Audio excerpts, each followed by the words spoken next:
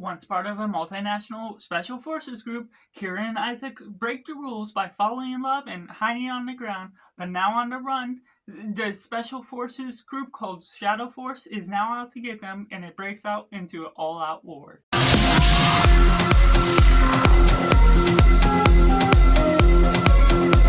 Hello and welcome to Cinema, where we focus on a film. I'm Josh, this is Simply Cinema. Let me know down in the comments below what you thought of Shadow Force. Was it good, was it bad, or somewhere right in the middle? Or if you're waiting for this review to decide if you're going to see it or not. And getting into a positive, overall this is a movie that really balances in a lot of great action. It takes things to another level by being a little silly and ridiculous in some way of going about it, but still having an appeal of realistic approaches to the ability to really tackle this CIA type of thing, this special forces group, this element where we get some great performances throughout. Mark Strong plays a great villain that goes a little over the top, but also grounded in some means. But we also get Kira Washington and Omar that really do great in their performances as the two leads, those that are on the run, that sort of have this thing against what's all going on with the Special Forces group. I'm enjoying the nature of the action that this film brings in, that really brings in some great camera work, some great choreography, the way they move about here and there throughout different places, mostly taking place in Colombia, but the ability to change up the environment here and there throughout the show keeps you captivated to the presence of all the different moving parts of the action, of all the ideas, the certain things where cool looking cars, different street chases, and everything. There's this one really cool scene where they're in the fog and being chased down by the 6 people that are after them from the Special Forces group. The ability to really navigate and follow along with the action through that is still well shot and easy to follow the abilities that are all going on. And so I'm just a fake fan of what they're doing and what we're getting out of those 2 leads playing parents to this young child as well. The child is a great actor that really delivers on some fun, lively performances here and there because of singing to the music in the car, other moments that just give a few jokes here and there that did get me laughing quite a bit, get me smiling at the family moments that work. There's good enough chemistry to the nature of how these characters work together, and the Special Forces group shows they have what it takes to really fight up against these guys, leading us all into a great final battle, a shootout against all different sides that really combats the ideas and ability to really join in what this film is all going for, being a little over the top and silly by some means, and that's sort of what you get to expect as things start to go a little convoluted to the nature of where this show is going. But the ability to still follow along, be able to enjoy some of the action, is something you can turn your brain off a little bit throughout the movie and just enjoy it sort of for what it is. Going into mixed elements, there's some elements that you get what you get, and you're not necessarily getting as much more complexity to the nature of the story. There's plot twists here and there that don't always give the strongest impact to the way they elevate the show to what you're going up to it. And the build up between the mother and father, they don't have the greatest chemistry in one sense. They do have some connection, but there's sweet moments that connect them mostly through the child themselves rather than the relationship, because how they get the mother and father back together goes about in a little bit of a weird way, questionable mannerisms to motives and everything, and different connections in the past. Once you're starting this movie, you're progressing through different moments where everyone's separated, the villain, the Shadow Force, and the 2 parents that are on their own, and then this uncle and aunt that are sort of a part of them. They're friends of the group, but you're sort of just left into this one place where you have to follow multiple different characters that are easy to follow. They have their good side characters and everything that really balances the story throughout. That doesn't make it too convoluted, but the nature of having to follow through that sort of exposition, while it doesn't feel overextended or overstaying its welcome, the nature of having to balance everything out just doesn't always click right in the right ways. Be able to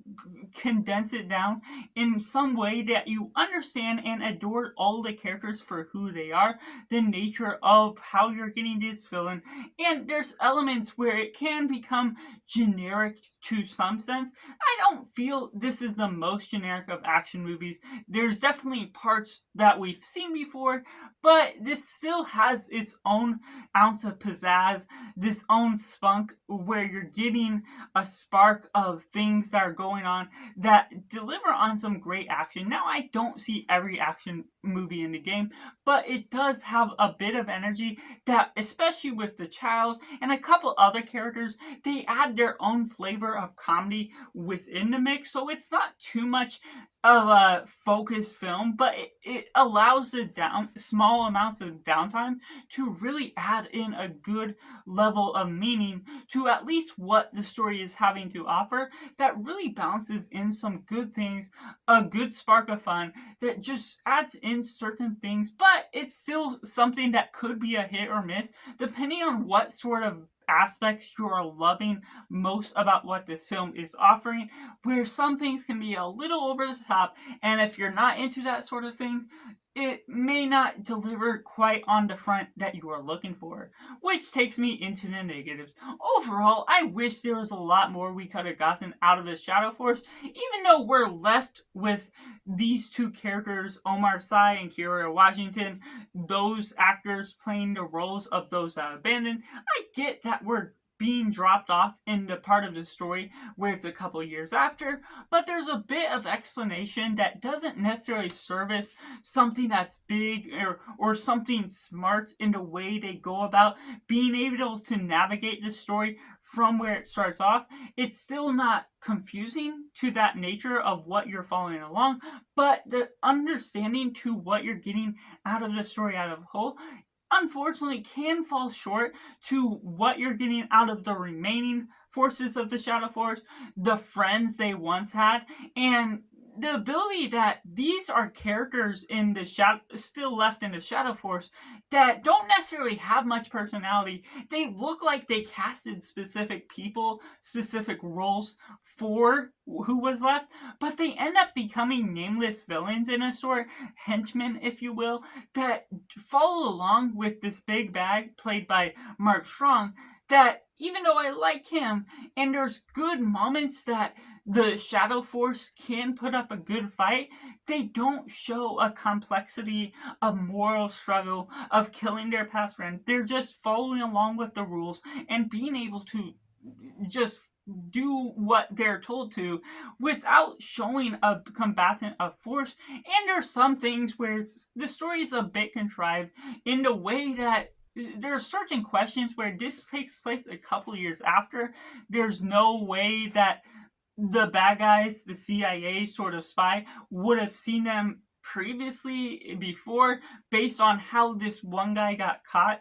with where this story actually starts flowing along. So that just brings up different questions here again about the logic of certain situations, about the spy network that they were using to end up finally seeing him, that really brings up certain things that just unravels in a weird sort of way where I may enjoy a lot of the aspects, but there's other components to what the story has to offer that just delivers on certain moments where the survivability is a little questionable, certain things where the villain may be killed off sooner than they should have, when they don't get killed off at all until when the story asks them to, and also survivability of some of the protagonists where they had a chance to be killed, but of course the story extends certain aspects. It doesn't manipulate the writing in order to give good reason for why they survive, why different shootouts don't start out sooner. It's still good to some nature, but there's also, of course, those aspects of the story where you could ask for a little more logic. Why don't you shoot the gun sooner? Why don't you do this? And do things in a little bit of a smarter way to where the Shadow Force could be shown to be a lot stronger as a group. But therefore, I have to rate Shadow Force a simply 7 out of 10, where it's a good bit of action and fun, but there's some lackluster and questionable components of the film as a whole. So make sure to comment down below what you think of Shadow Force. Was it good, was it bad, or somewhere right in the middle? Or if you're waiting for this review to decide if you're going to see it or not, make sure to like this video if you enjoy it, subscribe if you haven't already to join in film culture community where we talk about the love of cinema as a whole. So that's just all, and make sure to do yourself a favor and go watch a movie.